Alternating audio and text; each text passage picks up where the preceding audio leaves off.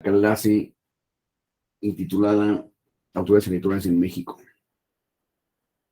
Vamos a continuar como estábamos haciendo el día de ayer, mismo formato. Si hubiera alguna pregunta, por favor, levanten la mano y les damos la palabra para que lo hagan directamente y podamos continuar con este tema. Recuerden que sus intervenciones son muy agradables y muy interesantes y muy bienvenidas. Por favor, no dejen de hacerlas, porque eso le da un sesgo distinto a esta sesión. El día de ayer quedamos con algunos puntos pendientes. Si hubiera alguna pregunta de eso, lo contestamos de una vez, y si no, vamos al tema que sigue, que es el Tribunal Electoral. Lo que ustedes me digan. Bueno, ante la avasalladora, vamos a empezar con el Tribunal Electoral, por favor.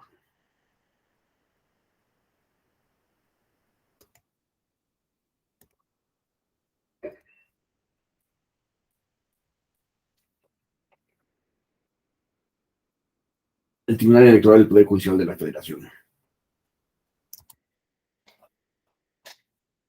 Este tribunal, por supuesto, está contemplado y establecido en la Constitución General de la República. En el artículo 99 de la Constitución se establece, en primer lugar, que el tribunal es la máxima autoridad electoral jurisdiccional en el país. Es un tribunal especializado del Poder Judicial de la Federación y es un órgano que se dedica a resolver cuestiones de inconstitucionalidad de alguna norma jurídica y alguna contradicción entre las normas de la ley electoral, de la legislación electoral y las disposiciones de la Constitución de la República.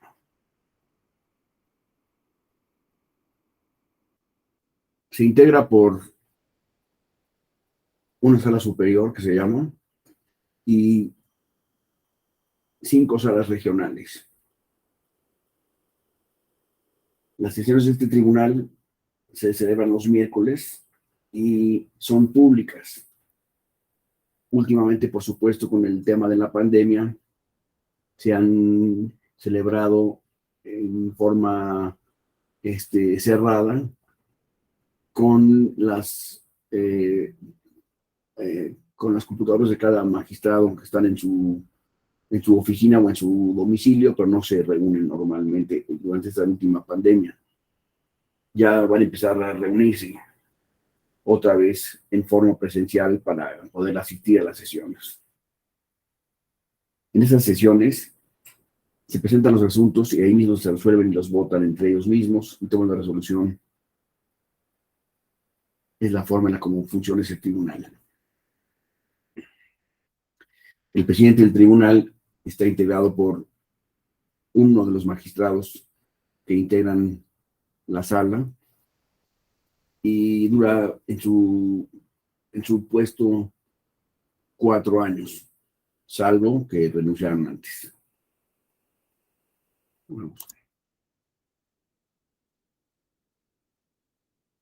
Las decisiones que toma el Tribunal Electoral son definitivas e inatacables. Eso es muy importante, porque no hay ninguna autoridad que esté sobre el Tribunal Electoral.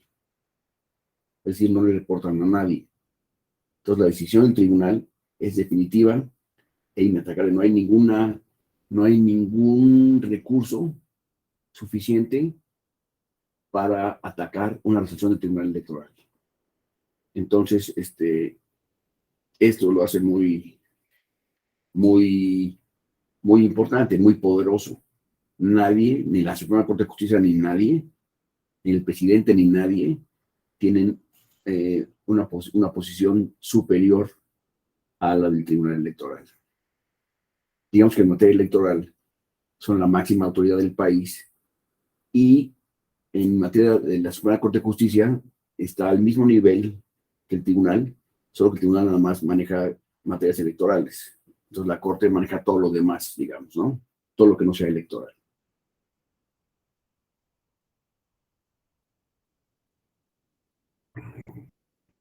resuelve sobre impugnaciones de acciones federales, de elecciones federales de diputados y de senadores. Es la única instancia que recibe impugnaciones de la elección presidencial. La sala superior del tribunal es la única que puede resolver o estudiar impugnaciones en materia electoral del presidente de la República, lo cual lo hace más poderoso todavía. Si hubiera una impugnación de la elección del presidente de la República, pues el que impugne tendría que hacerlo frente al Tribunal Electoral, que es el único autorizado para discutir estos asuntos en la sala superior, además.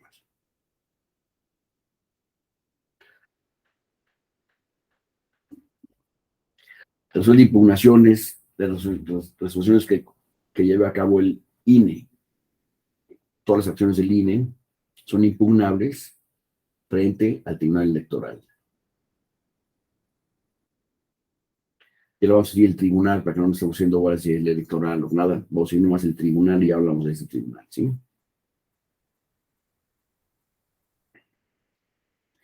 Y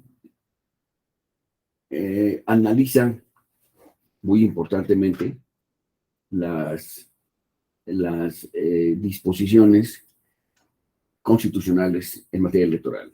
Cualquier ley que no sea, que sea de una categoría inferior debe siempre acatarse a las instrucciones y a las modificaciones que pueda llevar a cabo el Tribunal Electoral del Poder Judicial de la Federación. Y también lleva a cabo estudio y resolución de las impugnaciones de las que se llevan a cabo contra los OPLES,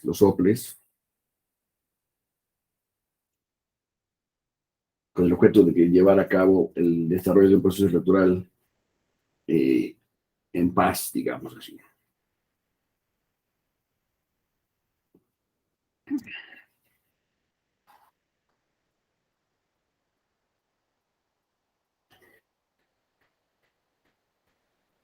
Las impugnaciones que resuelve con más frecuencia son las impugnaciones en asuntos que van en contra de los derechos políticos electorales de los ciudadanos.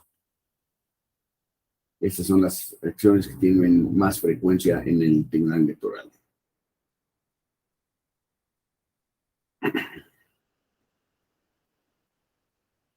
También tiene la función de determinar, impugnar sanciones que el INE pueda ordenar a algunos de los que participan en la jornada electoral, partidos o candidatos independientes. Y estos asuntos de la INE están sujetos al conocimiento exclusivo del Tribunal Electoral, que es el que va a resolver finalmente, en definitiva, estas cuestiones. Y tiene a su cargo también de las impugnaciones que se realicen en contra de actos anticipados de campaña o de pre-campaña.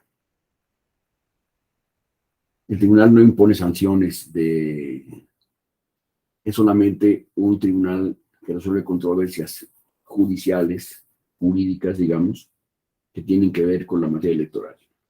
Otras sanciones las pondrán otras autoridades, pero la materia electoral exclusivamente es atendida por este tribunal de forma plena. Gracias.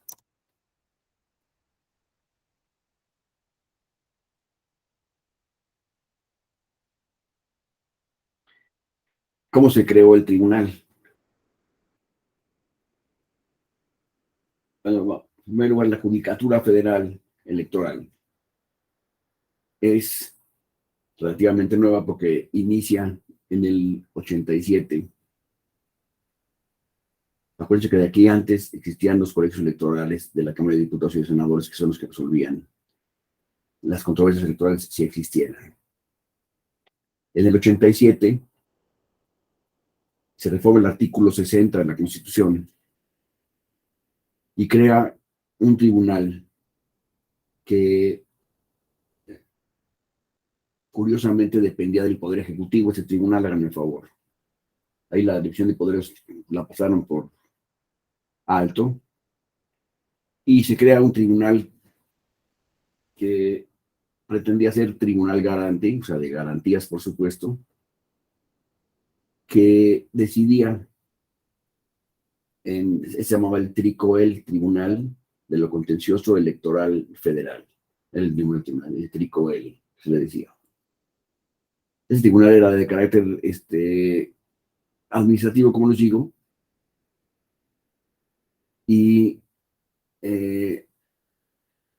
resolvía lo que se pueda presentar de controversias, pero con cierto límite, porque no tenía autoridad para dictar resoluciones que fueran importantes, ya que estas eran, repito, tomadas todavía por los colegios electorales, todavía subsistían ahí como que en un lado oculto de la jurisdicción mexicana, pero todavía existían. Y la labor del tribunal consistió en ese momento en crear una práctica judicial y una disciplina jurídica nueva en México, que era la materia judicial electoral. Y entonces, de ahí empezaron a crearse las nuevas leyes electorales que están ahorita todavía vigentes y van modificándose, y crear una judicatura del tribunal a nivel federal. Y esto, pues como ustedes imaginarán, significó romper muchas barreras, tirar muchas paredes que dividían el tema en lo que eran las elecciones en la Secretaría de Gobernación, para hacerlas ahora del Tribunal Electoral, en el Tribunal Electoral y en el Instituto, en el IFE, Instituto Federal Electoral, que se llamaba en aquel momento. Entonces esto fue una especie de lucha muy importante, que finalmente la ganamos los ciudadanos mexicanos y ya tenemos un tribunal, que es este Tribunal Electoral, y tenemos el IFE, el INE el día de hoy, que son las dos autoridades que regulan o atienden la materia electoral federal, nacional, local, de todo eso.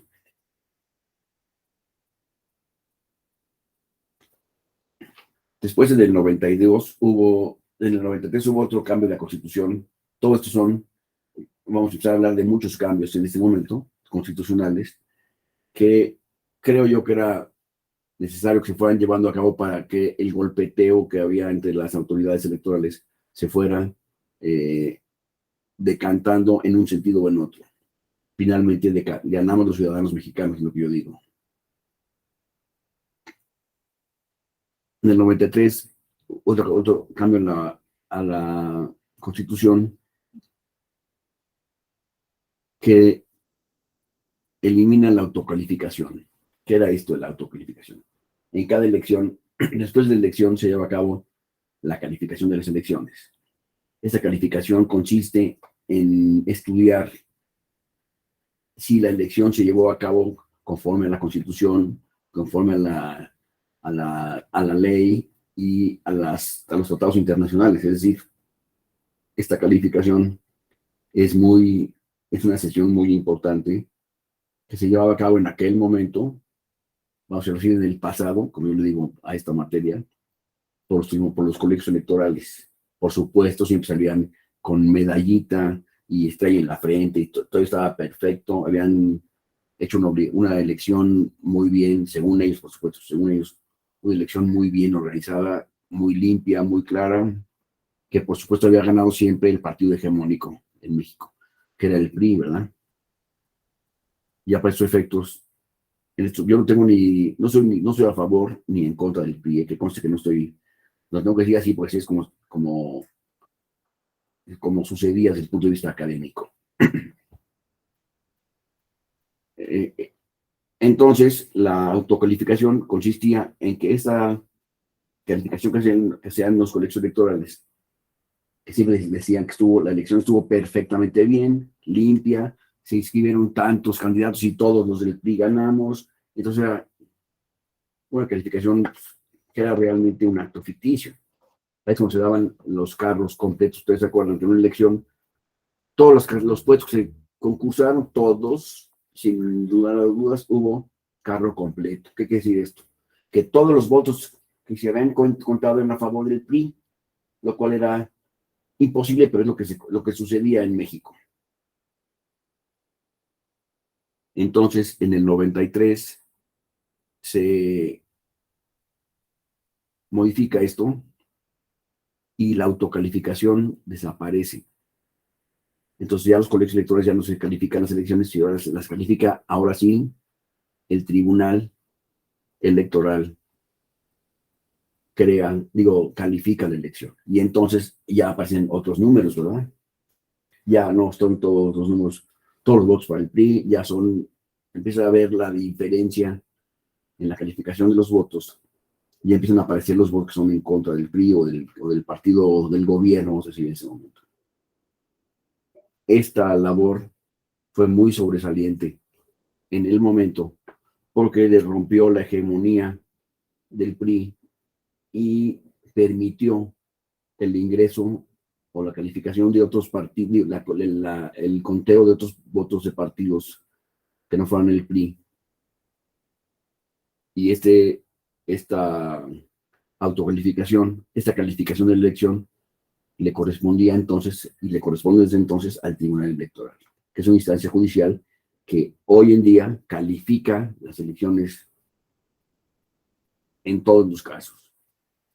Los gobernadores, el presidente de la República, etcétera, deben ser calificados por el Tribunal Electoral. Y entonces han aparecido muchas cosas, ustedes ya saben, pero son sorpresas para esta época de la democracia mexicana. Después, en el año del 96 al año 2000, el tribunal realizó un trabajo extraordinario, la verdad, y llegó a crear la elección en donde gana Vicente Fox en el año 2000. Es la elección primera que es calificada por el Tribunal Electoral y ya no por colegios electorales, el año 2000. Ya para entonces el tribunal se convirtió en un tribunal constitucional y de convencionalidad, es decir, estudia la Constitución, la ley electoral y los tratados internacionales para estos efectos, y maximiza los derechos electorales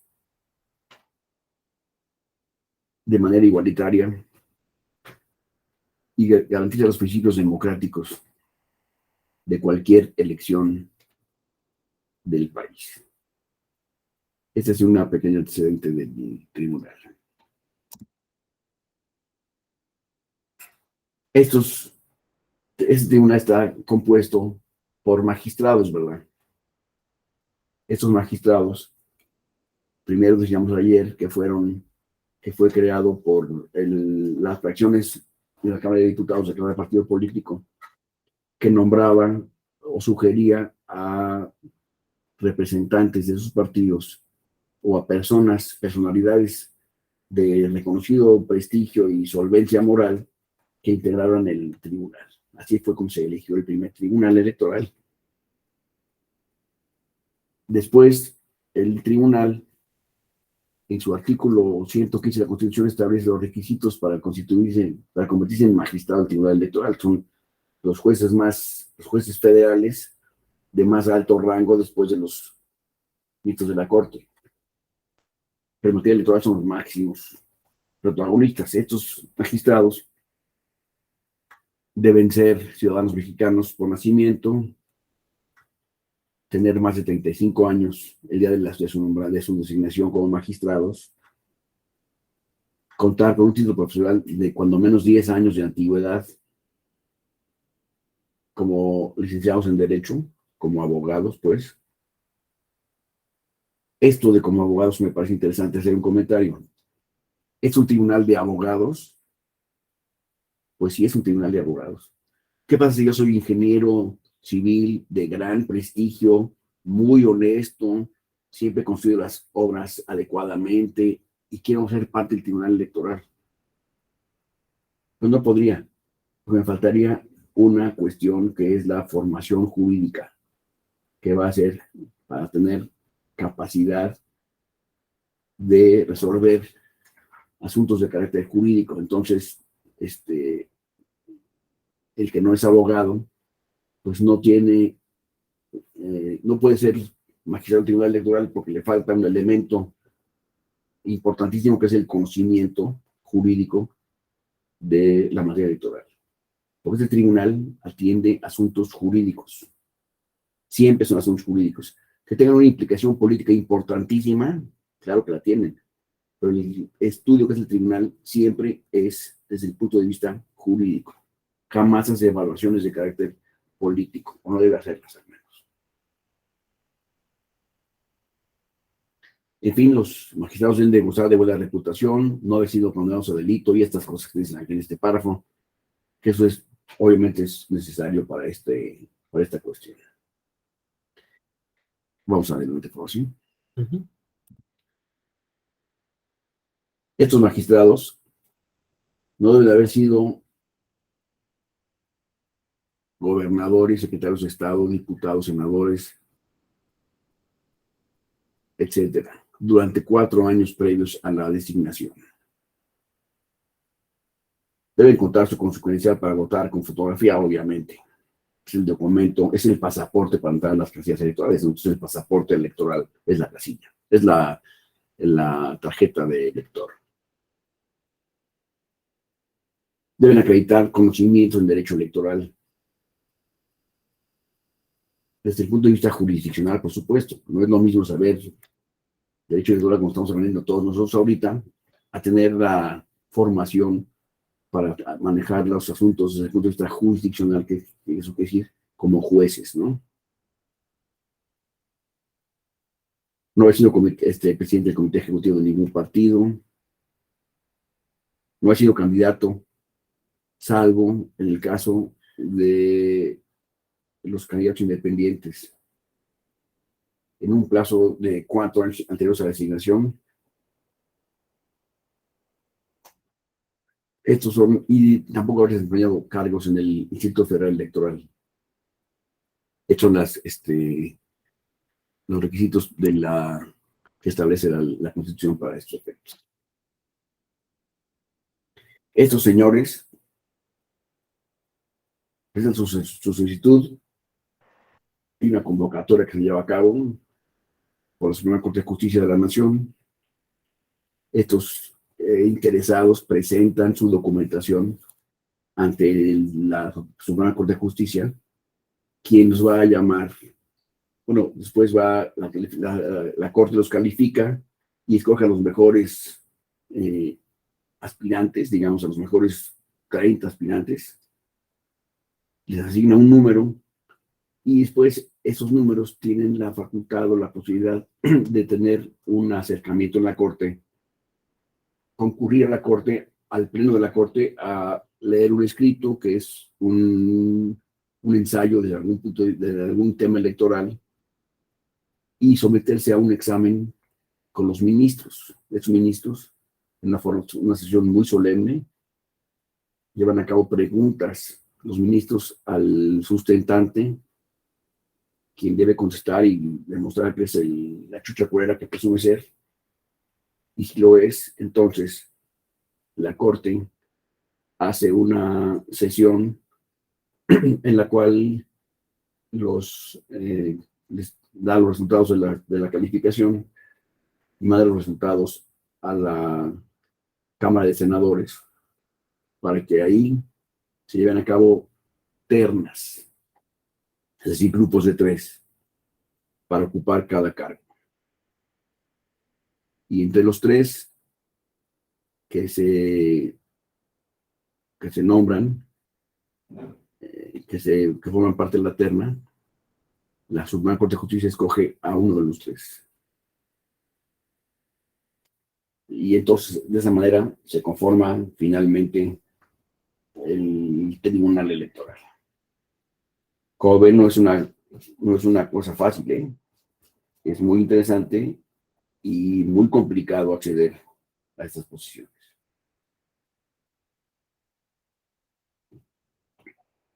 Ya que son parte de la máxima autoridad jurisdiccional del país, del órgano especializado en materia electoral,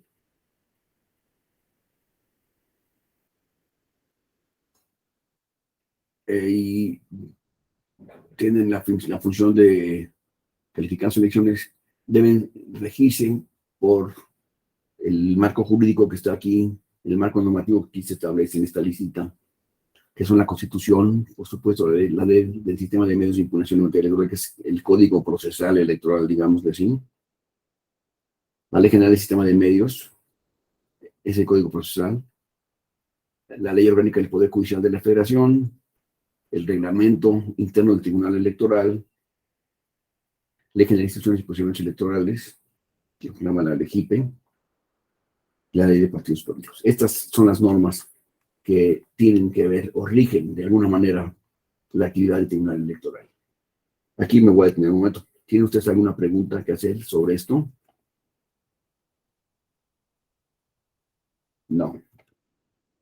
Sí. A ver, sí, a ver, había. ¿Quién?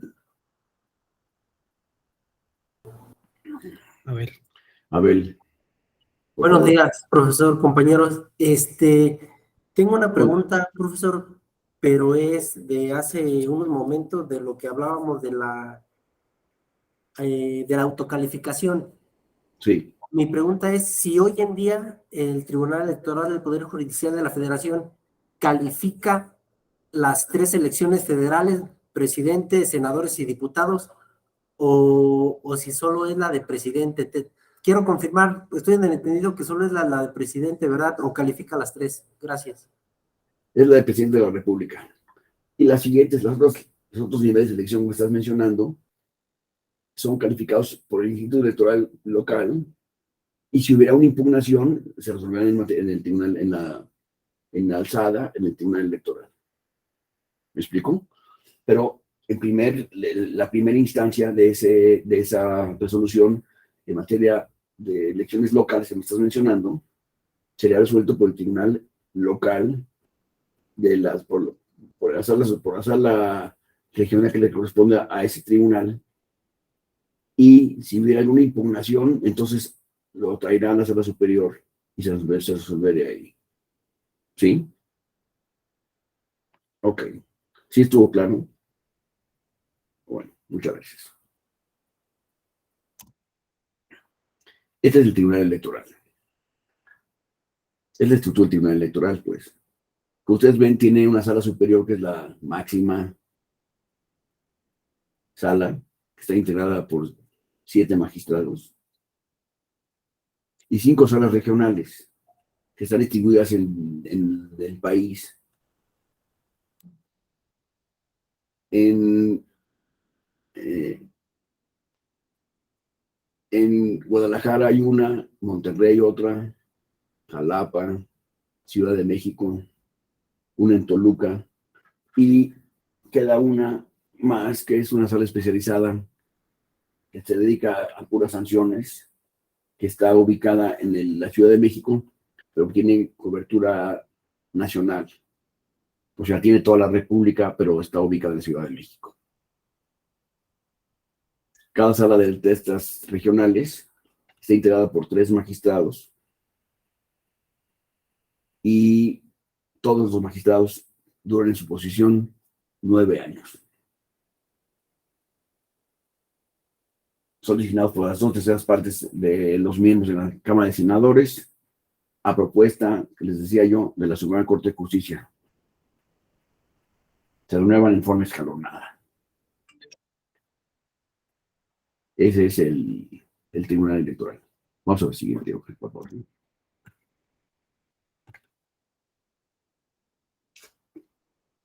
En la sala superior, que es la máxima autoridad del tribunal, lleva a cabo el cómputo final de la elección presidencial. labor, por supuesto, muy importante. Tiene facultades para declarar la no aplicación de las leyes electorales que considere inconstitucionales. Es un tribunal constitucional, por supuesto.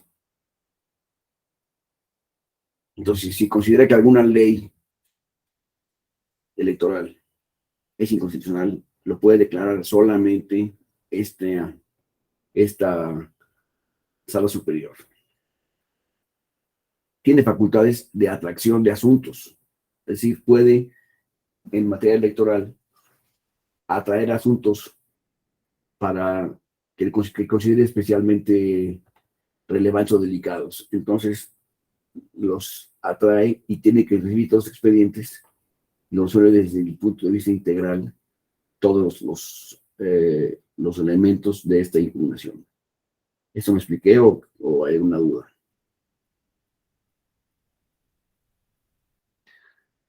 Uno que es importantísimo tiene la facultad de fijar jurisprudencia. La jurisprudencia electoral, en materia electoral, solamente la dicta el Tribunal Electoral. La Corte no tiene facultades para dictar jurisprudencia en materia electoral.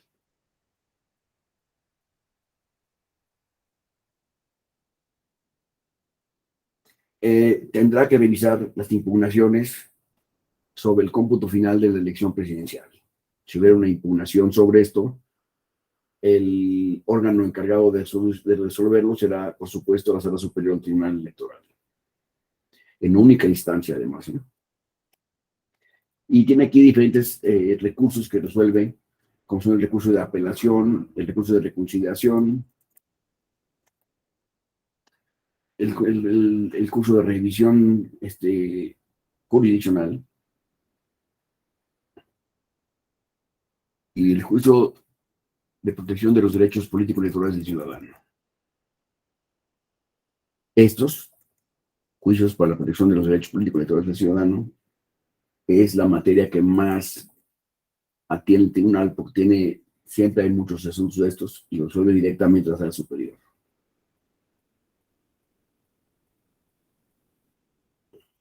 Juicios de revisión constitucional electoral, si hubiera algún juicio, algún asunto que se considere que está afectando la Constitución General de la República, lo tiene que resolver la Sala Superior del Tribunal. Y después resuelve los juicios electorales. Fíjense, se convierte en tribunal electoral para efectos de los juicios que se presenten por los organismos electorales, como son el Tribunal Electoral, etcétera, el INE, etcétera. Tiene la jurisdicción exclusiva de estos, los tiene la Sala Superior del Tribunal. Si yo tuviera algún problema, yo que trabajo en la Sala Superior, si yo tuviera algún problema con el tribunal de carácter laboral, no voy a reclamar en una junta local ni nada. El único que me puede atender ese asunto es la Sala Superior del Tribunal. Y también resuelve todas las impugnaciones de imposición de sanciones o violaciones a los artículos puntuales aquí de una ley que tienen que ver con los anticipos, los actos anticipados de campaña y de pre-campaña. ¿Hay alguna pregunta respecto a esto? Nomás quiero repasar 2 puntos. Es muy importante tener en cuenta de esta lámina la declaración de inaplicación de las normas que consideren inconstitucionales y la facultad de dictar jurisprudencia. Son las facultades sobresalientes de esta Sala Superior. Vamos a ver más adelante.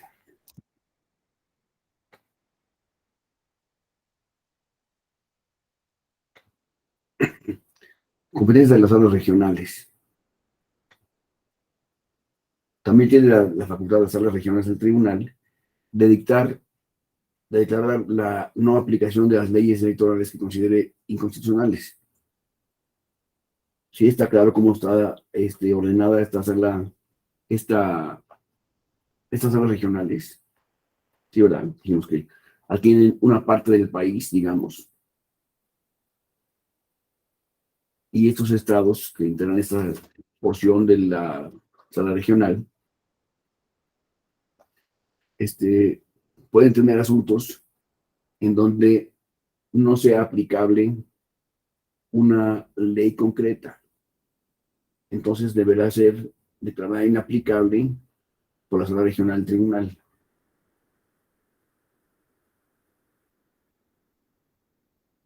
También sostiene criterios de aplicación y la integración de normas electorales. También resuelve asuntos internos de los partidos políticos. Si el partido político morado, le digo yo que es como si cualquiera, tiene un conflicto interno, el que lo va a resolver será en todo caso el Tribunal Electoral a través de sus salas regionales. Resuelve estos juicios aquí descritos y esa es la función de las salas regionales. ¿Hay alguna pregunta sobre esto? Hoy es cuando, ¿eh? No, entonces vamos para arriba. La Suprema Corte de Justicia de la Nación también, perdón. Gerardo. Melitfer, bueno, muy buenos días. Una pregunta es que me hice un poquito de bolas ahorita con el JS. ¿Por qué hay JSs que ve la regional y JSs que ve la federal? Digo, la superior.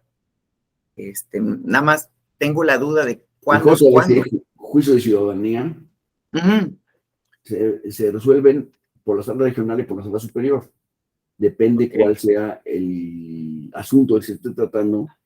Si lo puede resolver directamente en la sala regional, ahí se resuelven para efectos de evitar la carga de trabajo que tiene normalmente la sala superior. Okay. Pero esas resoluciones son atacables, son impugnables ante la sala superior, me explico. Una sala regional dicta una resolución, sí, pero esa resolución, si es atacada, o sea, si es impugnada, el tribunal que resolvería sería el mismo tribunal, pero en la sala superior, ¿me explico? Sí. O sea, el tribunal de alzada sería la sala superior, digamos. Ok, correcto, gracias. La Suprema Corte de Justicia de la Nación también tiene que ver con la materia electoral. Cierto. Vamos a hacer la siguiente lámina. ¿Cómo se organiza la Suprema Corte de Justicia de la Nación? Digamos que, en primer lugar, la Suprema Corte de Justicia es la máxima autoridad del país en materia electoral, en materia judicial, perdón, del país. Lleva a cabo el control de constitucionalidad y la convencionalidad en el país entero. Es el máximo órgano jurisdiccional del país, salvo en materia electoral. Hago esta salvedad solamente para sacar la materia electoral de esta jurisdicción y llevarla exclusivamente al Poder Judicial de la Federación. Pero el Tribunal Superior, el Tribunal Electoral del Poder Judicial de la Federación.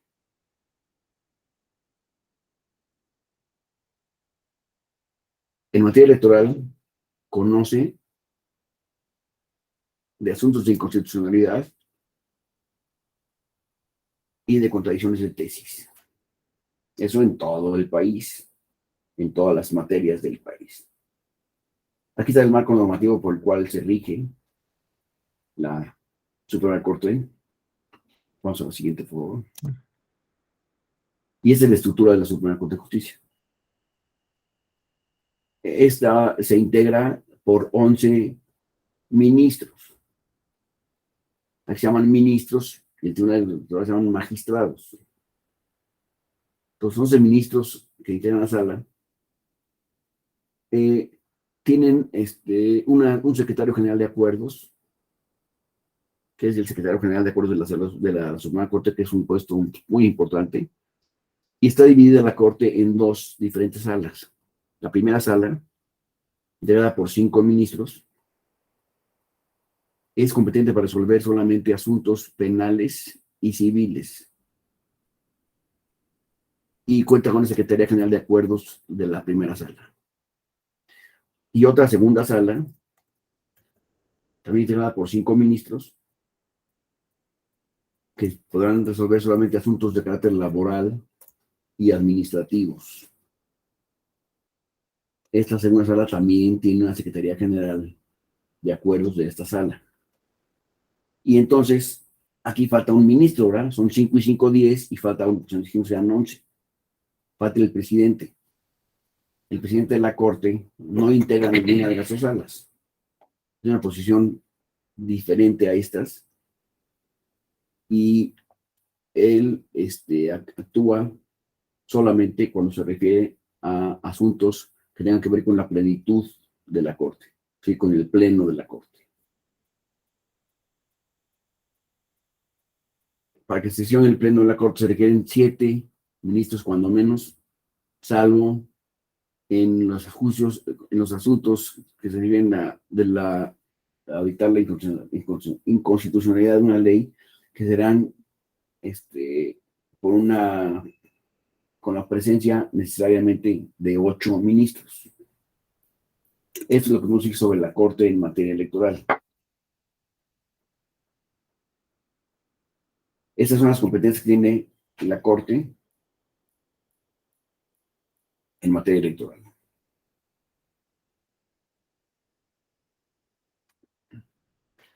Puede plantear posibles contradicciones de la Constitución con una ley, con un tratado internacional. Entonces, la Corte tendrá que decidir cuál de los dos subsiste, si el tratado o la Constitución, ¿me explico? Es la única autoridad que puede tener efectos correctivos en la Constitución.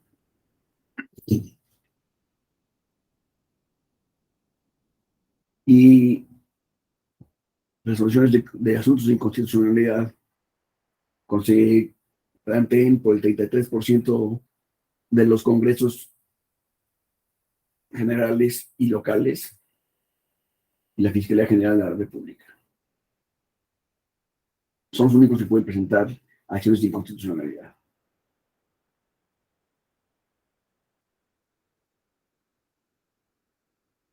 Las resoluciones de la Suprema Corte de Justicia solo podrán declarar la invalidez de las normas impugnadas si son aprobadas por la mayoría de 8 ministros, ya lo dijimos en la gráfica anterior, ¿no?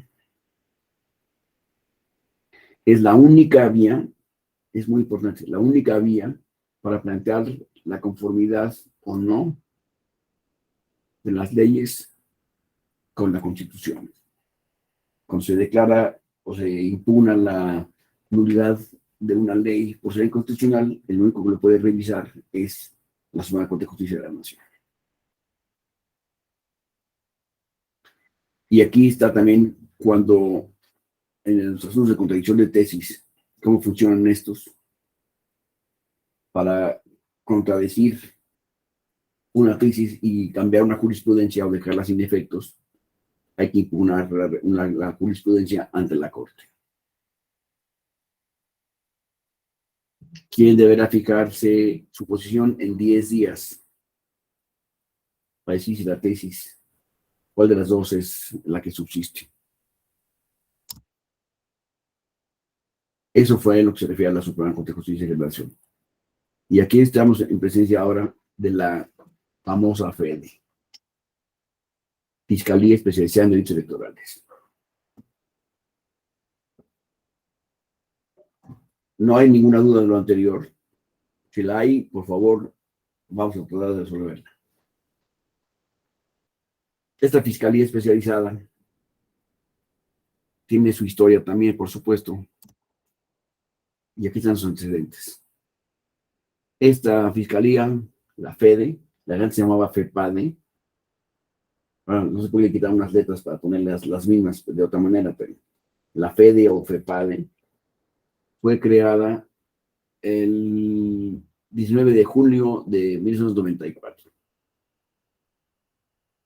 y fue adscrita a la entonces PGR con el carácter de subprocuraduría.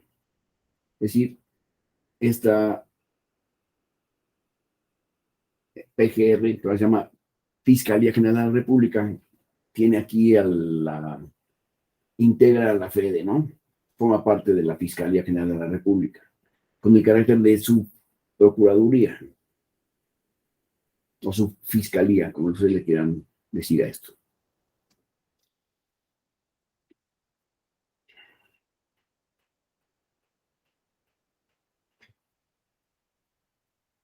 Se dedica, por supuesto, a la persecución de las conductas o de las personas que llevan a cabo conductas previstas por las leyes electorales o por las leyes penales, por la legislación penal, como delitos electorales.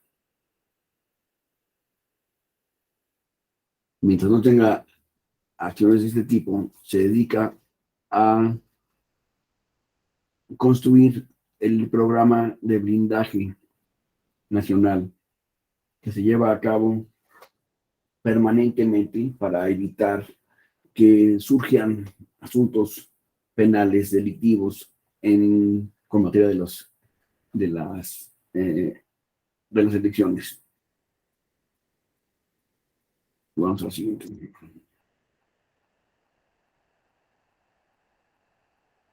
Es un órgano especializado de la Fiscalía General de la República, decíamos. Y especializada en la persecución de los delitos electorales. Esa fiscalía tiene autonomía técnica y de resolución.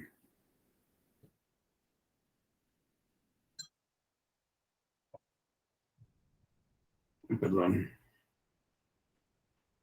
¿Cómo se nombra al fiscal general, al fiscal al titular de la Fiscalía Especializada en Delitos Electorales?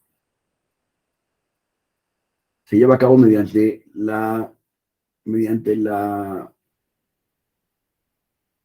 designación que lleva a cabo el presidente de la República, designa a un miembro o una persona como el fiscal especializado en materia electoral. Esta designación se presenta ante el Senado de la República. Y el Senado de la República puede aceptarlo o no, ¿verdad? Por supuesto. Puede decir, oye, pues, me parece bien tu designación, y entonces lo nombra fiscal electoral. O puede decir que no también, como ya ha sucedido en México. Entonces le regresan al presidente la terna. Oye, fíjate que los que presentaste, pues no nos gustó ninguno. Entonces le regresamos la terna. Y el presidente tiene la obligación de volver a poner una nueva terna en sustitución y presentarla de regreso al Senado de la República. Casualmente, en este caso, el Senado de la República también la puede regresar o aprobar, por supuesto. Pero supongamos que la regresa, como ya pasó también. Lo que tendrá que hacer el presidente es presentar una tercera ocasión, presentar una terna al Senado de la República. ¿Me explico? Y esta terna, el Senado decidirá quién de los tres es el más adecuado. Pero supongamos que ya, como ya ha sucedido en México, que el Senado dice ninguno de los tres me gusta todavía. Entonces te lo regreso, presidente. No queremos a ninguno de estos tres. Y entonces el presidente tiene que designar otra terna o bien nombrarlo directamente. Y si sabes que, pues no me importa que no nos guste, pero el secretario va a ser el procurador en materia electoral. Lo cual pues, es una facultad que yo considero excesiva, porque pues, se rompe el principio de las ternas para elección por parte del Senado de la República. Le queda una facultad al Senado de la República. pero así ha pasado aquí. Estas son las leyes que rigen esta materia, son la Constitución General de la República, la ley de la Fiscalía Especializada de la República y su reglamento, el Código Federal de Instituciones de Procedimientos Electorales, o sea,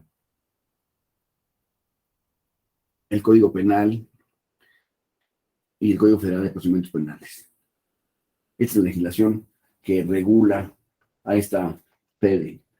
¿Aquí hay preguntas o no? Yo espero que sí, ¿eh? Mayra.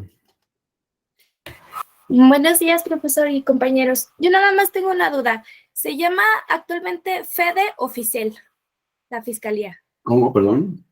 Se llama FEDE Oficial. ¿Fisel? Ajá. FEDE. Entonces, ¿la Fisel cuál sería? No sé de qué estás hablando, perdóname. Es que, bueno, a mí me dieron un curso de delitos electorales, pero la Fiscalía especializada en delitos ya no se presentaba como FEDE, sino como Fisel. Pues mira, no sé cuáles sean esas letritas, FISEL, FEDE, FEPADE, esas me dan, la verdad me dan un poco de miedo porque no tienen trascendencia. Pero, finalmente estamos hablando del mismo organismo, ¿no? Y a eso me quiero referir. Muchas gracias. Gerardo. ¿Sabe qué, Milikfer? Lo que pasa es de que en Google así lo identifican. Ahorita me dio curiosidad lo que dijo la licenciada Mayra, y si pone usted que es la FICEL, le aparece la imagen de la oficina de la FEPADE, o lo que es ahorita FEDE. Pero es nada más, me imagino que es la misma abreviatura, es FIS de Fiscalía Especializada en Delitos Electorales, pero lo mismo es la FEDE. No sé por qué aparece así. La denominación sigue, si usted entra a la página de FEPADE, sigue diciendo FEPADE. Eso es. Mira, estas abreviaturas a mí no me gustan en general por estas posibles equivocaciones o interpretaciones diferentes, sino que es el mismo organismo. Entonces, digamos de completo, Fiscalía Especializada en Delitos Electorales. Y si le quiera quitar alguna letra, pues se la quite, pero es la misma organización de la que estamos hablando. ¿Sí? ¿Estamos de acuerdo, Mayra? ¿Somos amigos todavía o ya no? Sí, claro que sí. Bueno, conste, porque luego hay rencores que quedan aquí para toda la vida. Entonces, vamos a quitar esta. ¿Quedó claro la designación del fiscal? Cómo el presidente nombra una terna y el Senado la aprueba y de ahí saca un candidato y lo declara fiscal que especializado, o cómo la puede regresar el presidente y tendría que hacer una nueva terna. Es un acto, bueno, esta forma me parece ridícula. ¿Por qué ridícula? Porque finalmente el que lo nombra, si ustedes están de acuerdo conmigo, es el Senado de la República. Entonces, ¿para qué hacemos todo el teatro de que el presidente presente una terna y que el Senado la pueda regresar? Si finalmente el presidente va a hacer lo que quiera. No, ¿quién estaría mal ahí, el presidente o el Senado? Quiero su opinión, por favor. A ver, ¿quién estaría bien y quién estaría mal? Pues comparto su posicionamiento, profesor. Es un teatro ahí que estar pasando la pelota si finalmente la facultad la tiene la Cámara de Senadores. Exactamente. Entonces, yo creo que había que aclarar, ¿no? Que eso que estemos dando, no nomás nosotros, sino que esté el país con una cierta estructura y que a la mayor hora hagan lo que se les pega la gana, ¿eh? Pues vamos a mejor reglamentarlo de esa manera, ¿no? O que el presidente de la República atienda la decisión del Senado, cuando regresan a 3 candidatos, pues nombra a otros 3 diferentes si tienes. No, pues que no tengas a 3 miembros para formar la FEDE y a otros 3 no los tengas. ¿Me explico? Esa es mi opinión al respecto. Pero, en fin, vamos a ver. Vamos a seguir adelante, por favor. La Fiscalía ejerce finalmente las atribuciones conferidas al Ministerio Público de la Federación en materia de delitos electorales.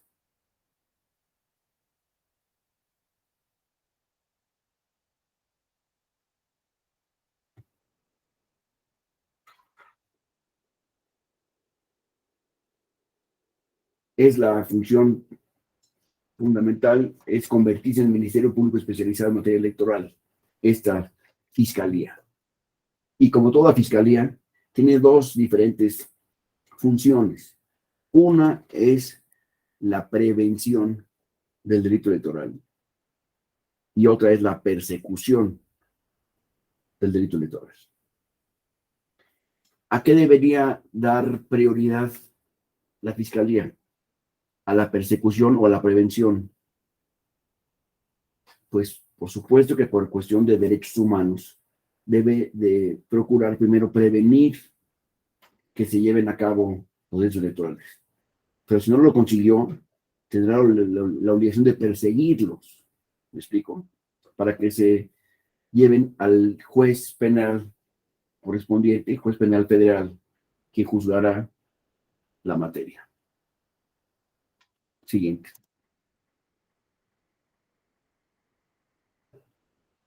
Tiene la obligación de investigar los delitos en materia electoral según la Ley General de Delitos Electorales.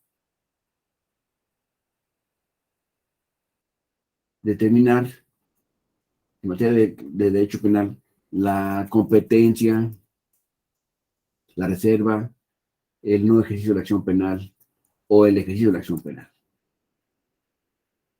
Todas estas cosas, las cosas que puedas llevar a cabo una procuraduría, por supuesto. Interponer los recursos de apelación cuando sea necesario sobre las resoluciones que emitan los jueces penales federales que estén a cargo de los delitos. Esas son materias técnicas penales de las cuales no soy experto, pero os voy a decir lo que dicen aquí, porque esto debo de, si aquí hay un penalista, no voy a sacar los ojos después.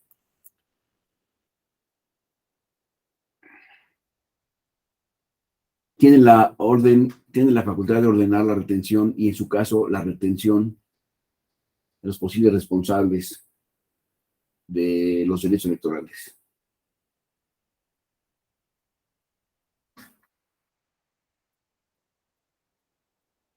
Y tiene la facultad de participar en coordinación con las instituciones competentes electorales y locales para perseguir los delitos.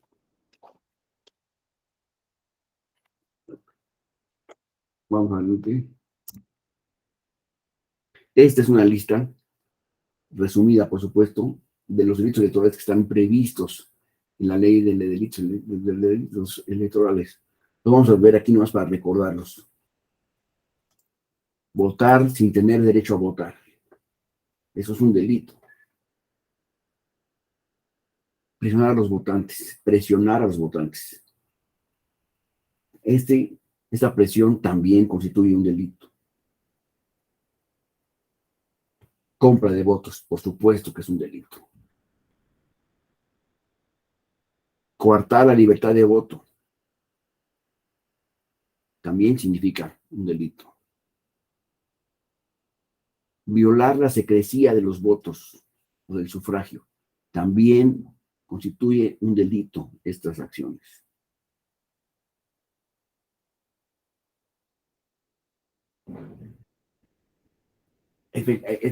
Afectar las funciones de las autoridades electorales o las funciones electorales también constituye un delito.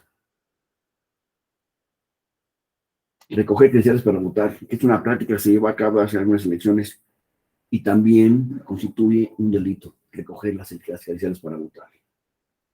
Porque aparentemente no sé cómo sea esto, pero los que recogen las credenciales están elaborando algún sistema de trampa para las elecciones. El simple de recogerlas ya es una trampa. Porque tenemos un voto menos en la casilla, ¿me explico? Por supuesto, introducir o sacar boletas de las casillas. Esto es una violación absoluta de la ley. Afectar el programa de registro federal de electores. Si se afecta de alguna manera la actividad que lleva a cabo el INE de mantener un registro federal de electores perfectamente al día y limpio, esta es una conducta que también constituye un delito.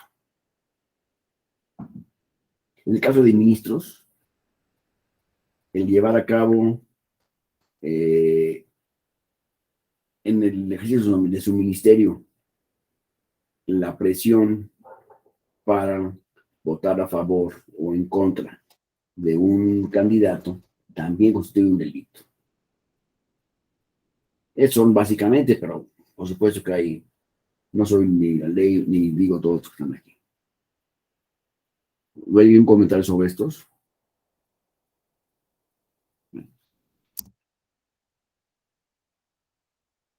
Es el proceso típico el proceso penal típico. Es el que está aquí descrito.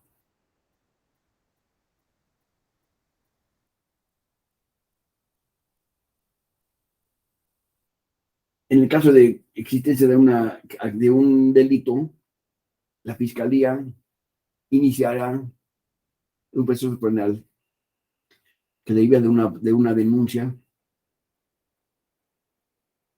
o por posible comisión de un delito,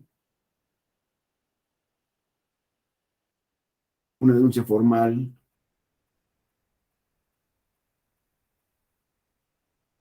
o hay delitos que se persiguen de oficio y dirección de reingresos que se han llevado ya a cabo anteriormente.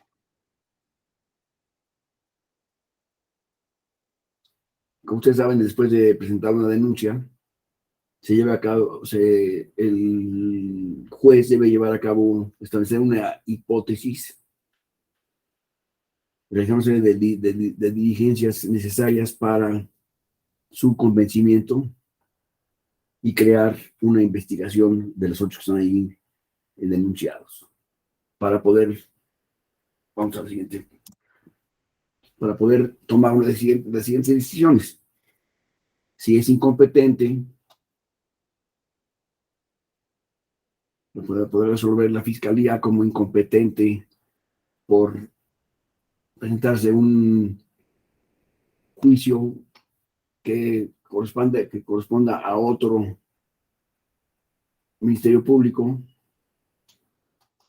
decidir si hay una acumulación de asuntos aquí, también debe decidir sobre la reserva de alguno de ellos. También puede decidir el no ejercicio de la acción penal cuando no exista, en su opinión, la comisión de un delito.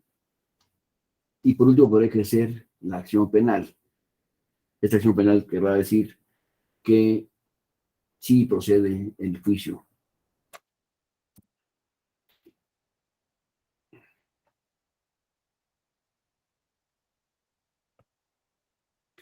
Se lleva a cabo la consignación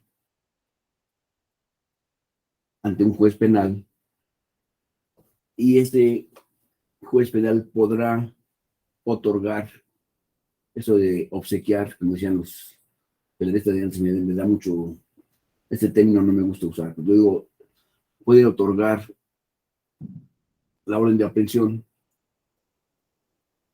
y el juez, si el juez decide obsequiarla u otorgarla, dicta un acto de favor a prisión o sujeción a proceso.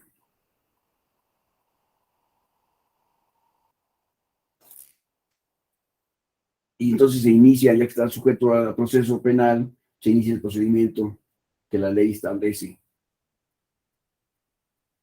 Finalmente, se dicta una sentencia que puede ser liberatoria o una sujeción sujeción al proceso con pena pecuniaria y prisión mediante el auto de formar prisión. ¿Aquí hay algún penalista entre nosotros?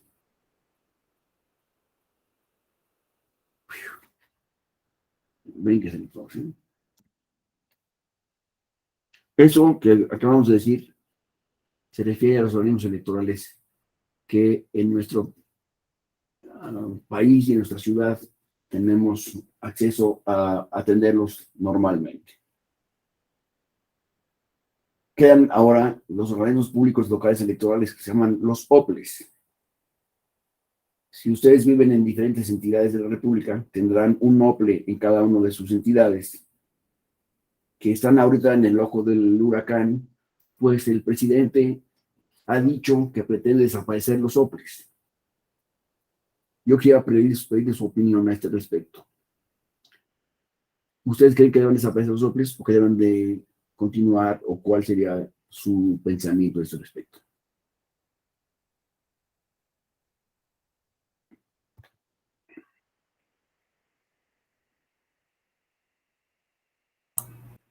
Gerardo.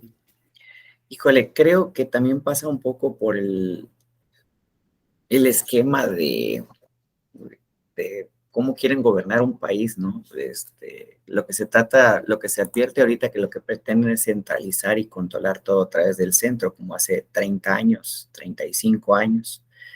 Y la desaparición de los OPLES sobre el argumento que a final de cuentas todo lo acaban resolviendo los organismos federales, híjole, pierden de vista que se encarecería el acceso a la justicia en materia electoral.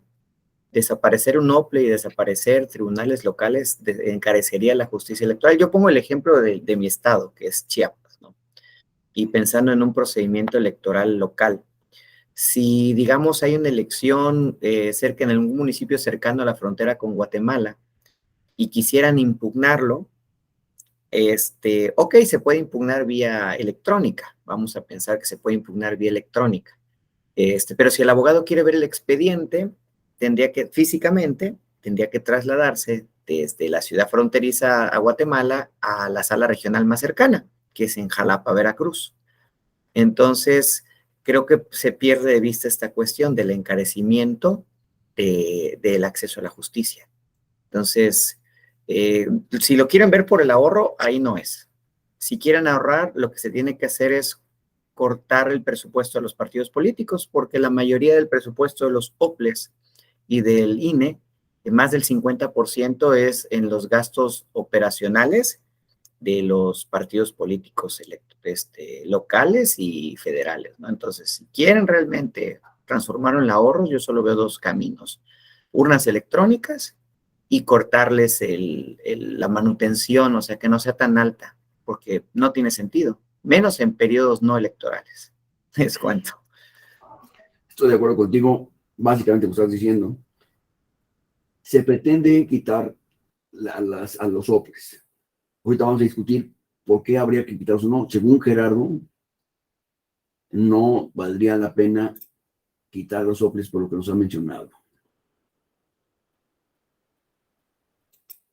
María Loíza.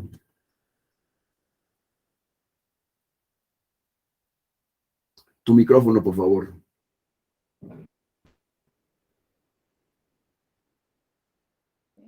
Sí, ahí sí ya me escuchan. Sí, claro. Buenos días, maestro y compañeros. Buenos días. Yo considero que sería un retroceso la desaparición de los soples.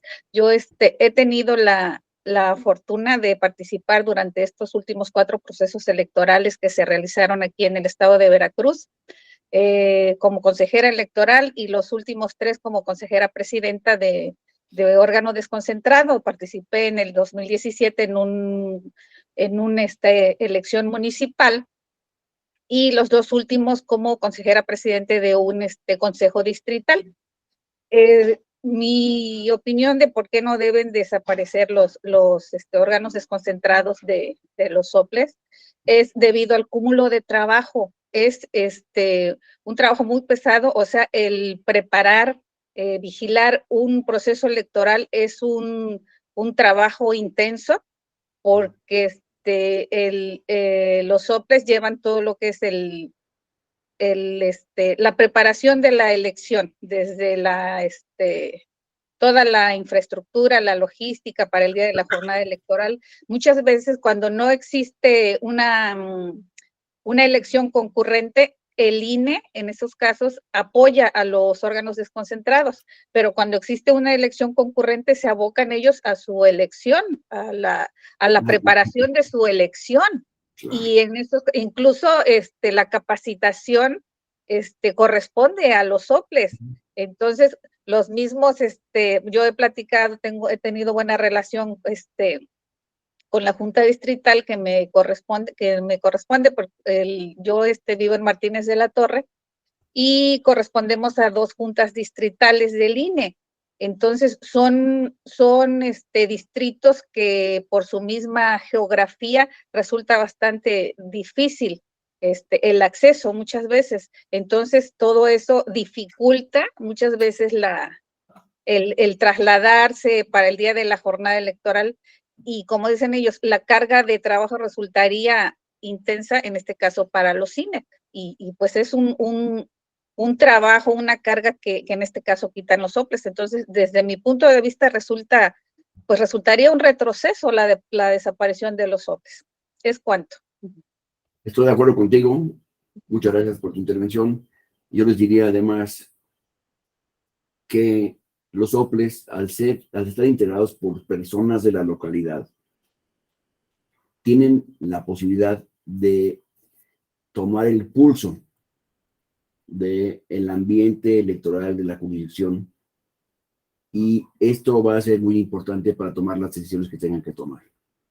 Saber quién es el partido, saber quién es el candidato, conocer a las personas en alrededor, todo esto es de una riqueza que no se podría suplir desde una oficina en la Ciudad de México. Y además va en contra del federalismo, ¿no? Entender que todo se va a llevar a cabo por unos cuantos, lejos de la población correspondiente, me parece una falta de respeto y de consideración. Entonces, yo soy aficionado a que los soples existan. Habrá algunas cosas que corregir probablemente en algunos casos. Es que llevan a cabo la misma conducta. No llevan a cabo las mismas cosas. Lo que tengan que llevar a cabo los propios soples deberán tenerlos muy bien determinado, y si hace falta corregir, vamos corrigiendo, vamos puliendo y encerando, pero no vamos a quitar. No quitemos, sino corrijamos. Este es un logro también del pueblo mexicano, que hemos conseguido que las pequeñas comunidades podamos vernos representados en las urnas a través de estos institutos. Entonces, ¿por qué vamos a desconocerlos mañana? Ya no, vamos a quitarlos todos para afuera. Eso habla de que se está perdiendo el control, o se está dejando el control en unas solas manos, que no nos conviene tener de esta manera. Va en contra, en mi opinión, va en contra de un logro del pueblo mexicano. Esa es mi opinión. ¿Alguien más quisiera opinar sobre esto?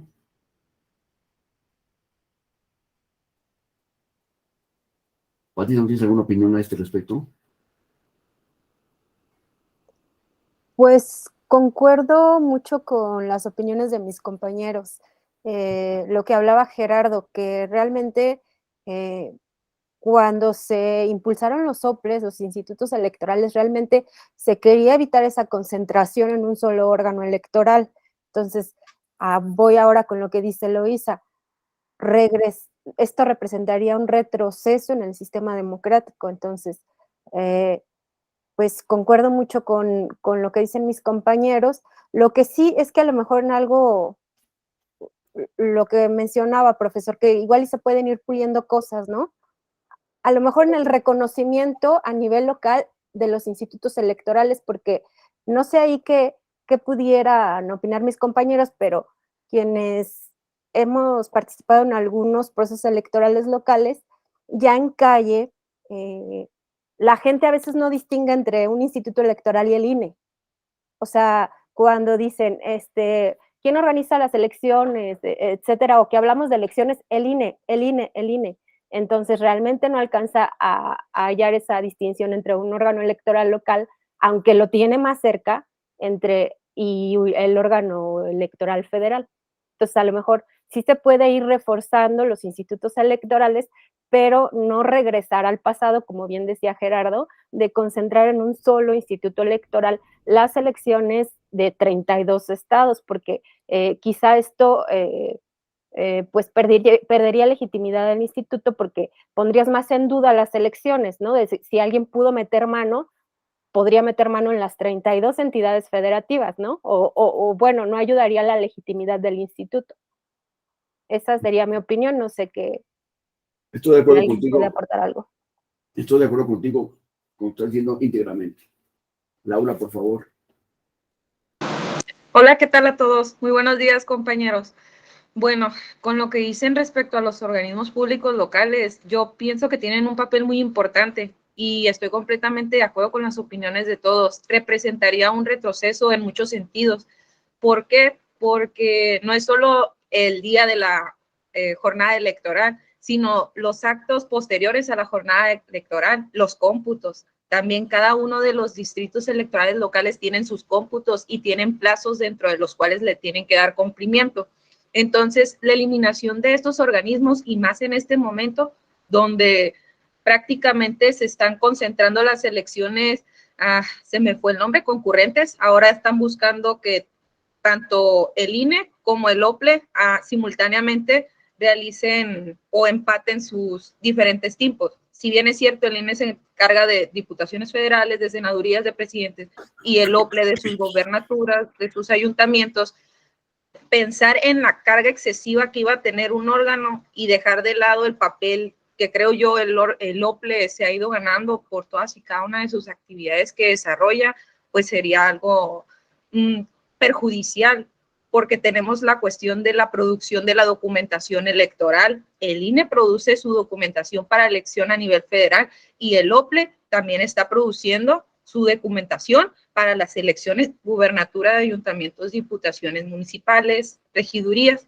Entonces yo creo que estoy de acuerdo con muchos de ustedes y considerando creo que esos pequeños detalles que a lo mejor pueden parecer para algunos, pero para mi parecer no, insignificantes, todo lo contrario, son muy importantes y por eso la relevancia de estos organismos. Como comentaban ayer algunos, si bien es cierto, falta pulir a lo mejor la capacitación, y estoy totalmente de acuerdo en lo que dice. La ciudadanía tenemos que aprender a diferenciar entre las elecciones, que si bien es cierto, el INE se encarga de apoyar, de coordinar, porque si no me equivoco, el INE en todo momento está apoyando al OPLE, lo está asesorando y creo que los apoyan en ubicaciones, en capacitaciones, y desconozco si me pudiera apoyar la consejera que ya ha participado en procesos electorales locales y quienes han participado, si me pudieran corregir en su momento. Yo creo que es como un trabajo en conjunto, entonces tratar de modificar la estructura de manera perjudicial de OPLES y de INE, pues yo no considero que sea lo apropiado, siempre debe ser en mejora de, no en retroceso de, y pues esa sería mi participación. Muchas gracias a todos. Muchas gracias, Laura. Vamos a ver Eloísa otra vez. Sí, claro que sí. Bueno, con respecto a los apoyos que los OPLES reciben por parte del INE es muy importante y muy valioso, porque como en este caso la capacitación corresponde al INE. El OPLE no capacita a sus supervisores y capacitadores, asistentes electorales. Eso corresponde exclusivamente al INE. En cuanto a la capacitación, el OPLE solamente, como comentaba yo, en elecciones concurrentes, le corresponde solamente la asistencia electoral, que es decir, el apoyo a los funcionarios de mesas directivas de casilla, como es la entrega de paquetes electorales, y la asistencia a la instalación de la casilla, la clausura de la casilla, eso corresponde al OPLE, pero directamente la capacitación sí corresponde al INE. como decía, la ubicación de las mesas directivas de casilla es una actividad exclusivamente del INE, no del OPLE. ¿Sería cuánto? Entonces, Muy bien, ahorita regreso contigo, Damián. Permítame un segundo, voy a abrir la puerta y ahorita regreso. Un momento, por favor.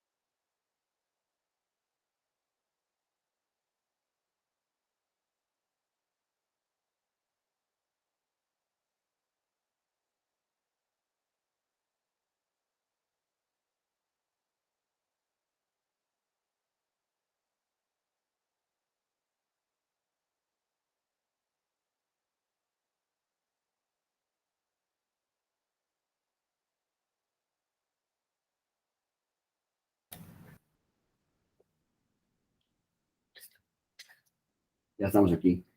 Teníamos aquí la mano también, la mano de Damián levantada, por favor, Damián. Muchas gracias, profesor. Buenos días a todas y a todos. Sobre los soples, concuerdo en que no hay que desaparecerlos. Sin embargo, sí hay que trabajar mucho con ellos. La realidad es que también a su trabajo a veces ellos mismos no se ayudan con su propio trabajo. Quiero poner un ejemplo. Yo actualmente vivo aquí en Chihuahua y hace unos meses promovimos una queja en materia de violencia política en razón de género con solicitud de medidas cautelares y el OPLE de aquí de Chihuahua pues tardó más de 15 días en pronunciarse sobre una medida cautelar de violencia política, cuando el INE lo hace pues, prácticamente en 2, 3 días, ¿no? Otro ejemplo, en las elecciones concurrentes, igual en algunos OPLES, en las sesiones de cómputo llegamos a tardar semanas, no es mentira, tardamos semanas, cuando los consejos distritales del INE lo hacemos el mismo día. Entonces, sí concuerdo que hay que mantenerlos, pero también es una realidad que los propios OPLES tienen que trabajar para que solitos su trabajo los mantenga en el juego, ¿no? O sea, sí tienen que mejorar muchísimo. No estoy generalizando, hay unos OPLES muy buenos, me ha tocado trabajar, por ejemplo, con el OPLE de Yucatán y me parece que es un OPLE ejemplar. Me ha tocado otros que sí, de plano, no quisiera dar nombres, pero no se ayudan solitos, ¿eh? Y rápidamente también quisiera comentar, si el tema es el ahorro, me parece que eliminarlos y dejarlo a todo el INE, al contrario, va a aumentar los costes. Y por ahí, ya para terminar, también decía un compañero reducir el presupuesto de los partidos. Rápidamente quisiera pronunciarme sobre esto. Yo no concuerdo en quitarle dinero a los partidos. Al final somos un sistema, nos gusta o no, en el que un sistema partidista, ¿no? Yo personalmente trabajo para un partido y sí les puedo decir que muchos acuerdos que emiten los OPLES, incluso el propio INE, se los terminamos arreglando los partidos o nuestras aportaciones son muy valiosas. Entonces, yo no estoy de acuerdo en que le reduzcan el dinero a los partidos. Al contrario, debemos ciudadanizarlos más y debemos impulsar que la gente los utilice porque al final son espacios ciudadanos. Y sería mi comentario, profesor. Gracias. Muchas gracias, Damián. Tomamos nota de todo esto. A ver, Elvira, ¿tienes algún comentario? Sí, buenos días a todos. Pues también estoy en la misma idea de que no deben desaparecer estos organismos, pero sí reforzar su preparación, su capacitación. Se ha hecho un gran avance que ahora el INE pues también emite una convocatoria, participan personas que conocen materia electoral, pero sí hay algunos aspectos que algunos compañeros pues muy acertadamente han mencionado en los que pues se tiene que poner especial atención para lograr estos objetivos. Comentaban, quería yo también abundar respecto de algunas funciones precisas. El INE, pues le corresponde su función exclusiva, la de la capacitación en cuanto a los funcionarios para quienes integran mesas directivas de casilla. Si bien es cierto que los INE, bueno, aquí en el caso de Tlaxcala, los OPLE también emiten una convocatoria para solicitar capacitadores. Y aunque dependen del presupuesto de ellos, pero la capacitación también la lleva a cabo el INE. Tienen funciones donde auxilian a los capacitadores, pues que ya están como parte del INE, capacitando a los funcionarios de mesas directivas de casilla. Realmente son como sus auxiliares, a final de cuentas, el día de la jornada electoral. Pero es el INE quien se encarga de toda esta organización. E incluso, aunque toda la papelería que se encarga el OPLE de realizar, de imprimir para las elecciones meramente locales, cuando se tienen que organizar por secciones electorales todo esto en paquetes, pues se va a apoyar. Vamos a las oficinas de los OPLES, hacen ellos su filtro de seguridad, toda esta situación, y allá se queda también la papelería y en cuanto a lo que corresponde a elecciones federales, pues se organizan en cada consejo distrital. Pues eso es lo que comentaría al respecto. Muchas gracias, Elvira. Pues hemos visto, Eloísa, ¿tienes algún comentario todavía? No. Bueno, vamos a estudiar alguna cosa más en la siguiente página, por favor.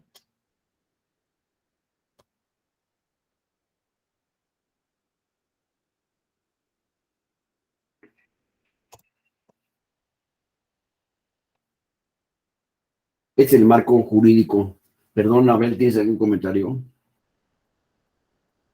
A ver, Abel, por favor. Sí, pues para cerrar, o bueno, en sí es preguntar, profesor, si usted pudiera enumerar, enunciar algunas razones o los compañeros, creo que el consenso es uno en todo el grupo. No apoyamos ninguno la eliminación de los OPLES, pero estas personas que defienden, que impulsan la reforma a favor, la reforma del presidente, ¿qué razones dan por el cual sí es mejor desaparecer a los OPLES? Porque no tengo yo puntual, tengo nociones, pero puntual, sus puntos, 3 puntos fuertes, 4 razones fuertes por las cuales el ahorro no. Quizá otras 2, 3 razones por las cuales dicen que sí es mejor quitarlos. Ya los compañeros dijeron, Patricia, legitimidad, Damián, Gerardo, el ahorro, como dejar sentado finalmente las razones por las cuales dicen por qué es mejor quitar los OPLES, los que apoyan esta postura. Bueno, efectivamente el ahorro es una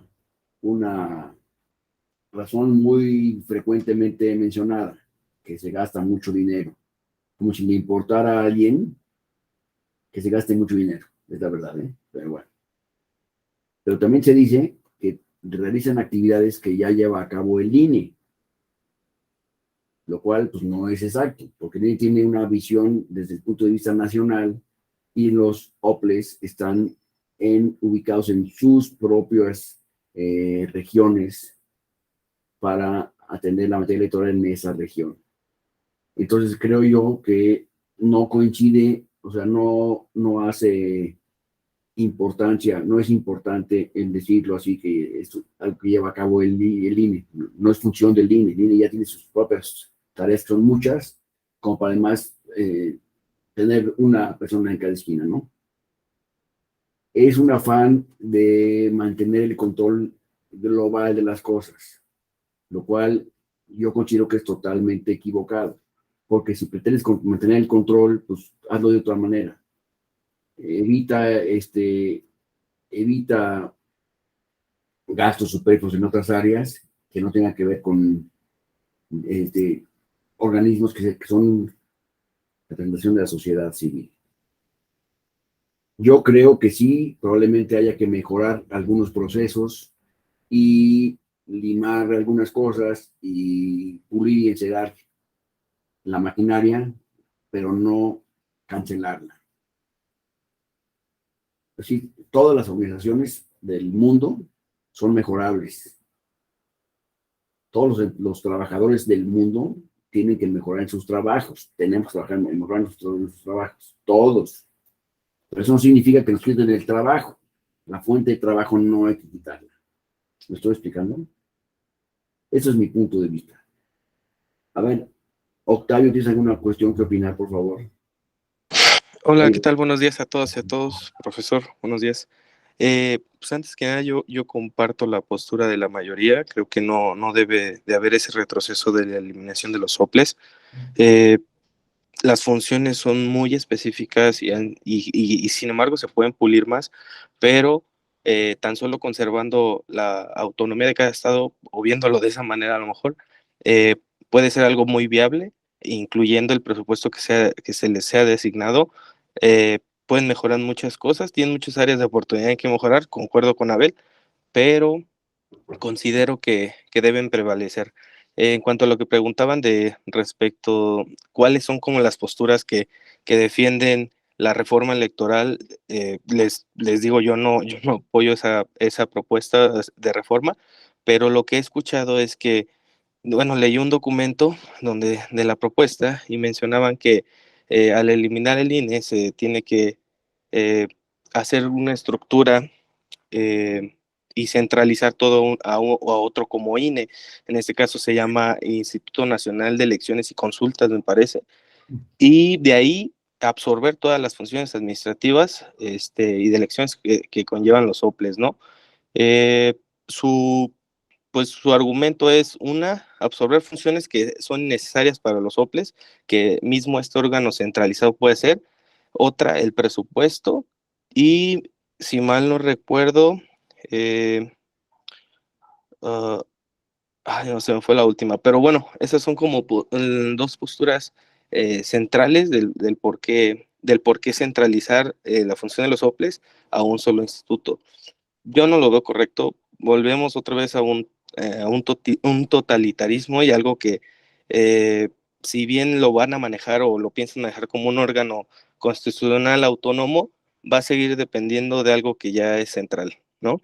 Entonces, esa sería mi opinión, mi aporte. Te agradezco mucho, Octavio. Me parece muy interesante. Esta modificación de estructuras, lo único que significa es quitar el trabajo a unos y dárselo a otros. Porque si decidimos modificar la estructura con un nuevo organismo que se llama Instituto de Consultas y esas cosas, lo que estamos haciendo es quitarles a los que trabajan en este organismo el día de hoy su trabajo, porque no tienen un organismo que los esté empleando, y dárselo a otros.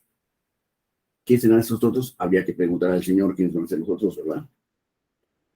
En fin, yo no quiero hacer querellas aquí, pero yo no estaría de acuerdo con ninguna de estas modificaciones. Pero habría que estudiar alguna propuesta que fuera sensata, viable y conveniente, y no solamente un capricho y una intención de retomar el control en todas las áreas como sería la materia electoral. La materia electoral no ha tenido todavía la mano puesta, evidentemente el presidente de la República, por lo cual deberíamos mantenerlo así mientras sea posible. Pero eso vamos a dejarlo a lo que sucede en la política. No sabemos cómo se sucederá. Eloísa, ¿tienes una pregunta? ¿O todavía no? No, no sé por qué se activó la manita, pero Ok, no levanté, perfecto. no. Muchas gracias, discúlpame. No. Vamos a ver que el marco normativo de los OPLES.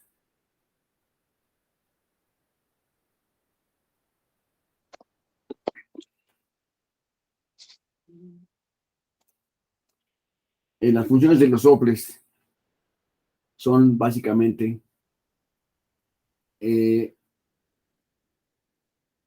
ver el acceso a las prerrogativas de los partidos políticos y los candidatos independientes. Tiene una función de educación cívica, que eso, si ustedes recuerdan en el pasado, a mí me tocó todavía que nosotros llevamos la clase de historia y civismo. En la primaria y en la secundaria había esa materia que se llamaba historia y civismo. Y de pronto a alguien se ocurrió que eso de civismo era una bobería y lo quitaron. Yo creo que era una materia muy importante que hoy ya no tenemos. Educación cívica, cómo tratar a la sociedad, cómo tratarnos, cómo se menos cada uno en sociedad, es muy importante. Pero esa función ya no existe. Entonces ahorita los OPLES sí tienen la función de educación cívica, lo cual me parece que ojalá y lo hagan muy bien, pero en fin. Preparación de la jornada electoral, claro que es muy importante, porque hay muchas cosas que hacer en cada localidad y a nivel general en la preparación de la jornada electoral. Impresión de documentos y producción de materiales electorales, pues esto es una cuestión que debe estar centralizada en el país para un solo organismo, pero en fin, así funciona el día de hoy. Escrutinio y cómputo de la votación, importantísimo, qué bueno que lo hagan. Ahí hay que involucrarnos todos.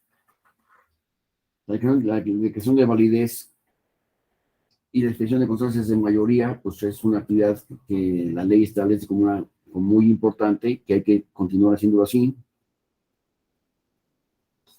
Cómputo de la elección del titular del Poder Ejecutivo local es muy importante. Las no reservadas al INE, estamos de acuerdo en todas estas. Estas son la misión que tendría que llevar a cabo los OPLES. Finalmente, dentro de este cuadrito que dice todas las autoridades electorales, locales y nacionales, son de dos tipos. Son administrativas, tienen la función administrativa de organizar y controlar el proceso electoral, como los OPLES y el INE, o tienen una función jurisdiccional, que son el control que tienen esos organismos para llevar a cabo la evaluación jurídica de las diferentes instancias para poder decidir y emitir una resolución o una sentencia. Por eso están los tribunales electorales locales y en los tribunales electorales nacionales. Estas son las autoridades locales, las autoridades electorales que deberíamos de ver en estas pláticas de ayer y hoy, que espero haberme acercado a tener una aproximación suficiente de estos temas. Y pues con esto, si estamos de acuerdo, habríamos visto la lista de autoridades electorales, tanto las locales como las federales, y quedo a sus órdenes para cualquier aclaración que haya sobre estos temas que no haya quedado suficientemente estudiado, también para cualquier intención que ustedes quisieran hacer, aportación, queja, crítica, consulta, receta de cocina, lo que tengan a la mano, lo pueden hacer, por supuesto, en este momento, que sería muy interesante. Sobre todo la receta de cocina, tenemos en algunos lugares aquí presentes gente de Yucatán, probablemente de Tabasco, de lugares donde se come muy bien, hay que hacerlo, ¿eh? Avísenme dónde para comer igualmente juntos. Estos son. ¿Hay algún comentario adicional? ¿Alguna duda? No. Bueno, pues Diego Flores. Sí, gracias, profe. Disculpe la molestia, ¿nos podría compartir sus diapositivas, de favor? ¿Habría posibilidad? Sí, te voy a suplicar que las pidas, que las solicites a la escuela judicial. Me van a preguntar, por supuesto, de la escuela. Yo les diría que estoy de acuerdo en que las manden y no tengo ningún inconveniente que las tengan todos y las puedan revisar en el futuro, en cualquier momento. Entonces, por favor, solicítalas en la escuela judicial con la señorita Carolina, que es quien te las puede de inmediato enviar a tu correo electrónico. Entonces no tendría yo ningún inconveniente en que las recibieras. Elvira.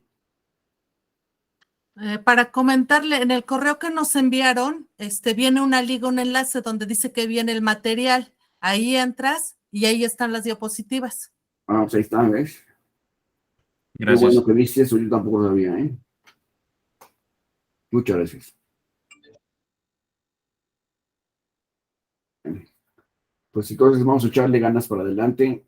Espero verlos próximamente en alguna otra clase de estos seminarios, de estos diplomados que se están impartiendo por la Escuela Judicial. Me dará mucho gusto saludarlos y reconocerlos. Y estoy siempre a sus órdenes para cualquier cuestión sobre esta u otros temas de los que yo pudiera ser de utilidad. Me despido con mucho gusto para todos y les agradezco su presencia y su atención, sus intervenciones, los que las tuvieron, y su paciencia, los que no las tuvieron. Gracias a todos. Adiós.